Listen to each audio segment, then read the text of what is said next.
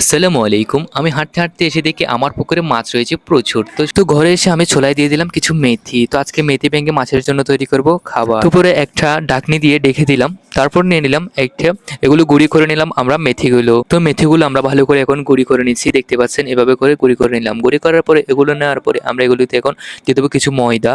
ময়দা দেওয়ার পরে কিছু দিয়ে দেবো বিস্কিটের গুঁড়ি। বিস্কিটের গুঁড়ি দিয়ে দিলাম। দেওয়ার পরে আমরা দিয়ে দেবো কিছু খোড়া দেওয়ার পরে এগুলো ভালো করে মিক্স করে নিতে হবে একটু পানি দিয়ে, যাতে দড়ো দড়ো হয়ে থাকে ওইভাবে করে, যাতে পানিতে দেওয়ার সাথে সাথে মিলে না যায়। তো আমরা ঝুড়িগুলো নিয়ে বেরিয়ে গেলাম। ছোট ভাই বায়না করলো তাকে নিয়ে যেতে, তো তাকে নিয়ে চলে যাচ্ছে হাঁটতে হাঁটতে। আমার ঝুড়ি সেট আপ করবেন আমার মতো এইভাবে, যাতে এগুলো বসাতে খুব সুবিধা হয়। তো চলুন আমরা ঝুড়িগুলো এখন বসিয়ে দেবো। বসানোর আগে একটা মুখ খুলে এখানে কিন্তু খাবারগুলো দিয়ে দেবো। দেওয়ার পরে এগুলো মুখগুলো বন্ধ করে দিবেন। বন্ধ করার পরে একদম সুবিধা মতো একটা বাঁশ নিয়ে আপনারা কিন্তু আগায় এরকম বেঁধে দিবেন। বেঁধে দেওয়ার পরে এভাবে কিন্তু আমার মতো করে বসিয়ে দিতে পারেন। সো আমরা দুটোটা ঝুড়ি এভাবে করে বসিয়ে দিলাম। বসানোর পরে আমরা চলে আসছিলাম। তো বসিয়ে দেওয়ার পরে আমরা ঘরে চলে আসছি। 3 ঘন্টা পরে আবার দেখতে গেলাম। তো এখন আমি খুব এক্সাইটেড, কারণ মাছ ধরার জন্য। আমার এক্সাইটমেন্ট বেশিক্ষণ ছিল না, কারণ আমরা মাছ পাইনি। আসসালামু আলাইকুম।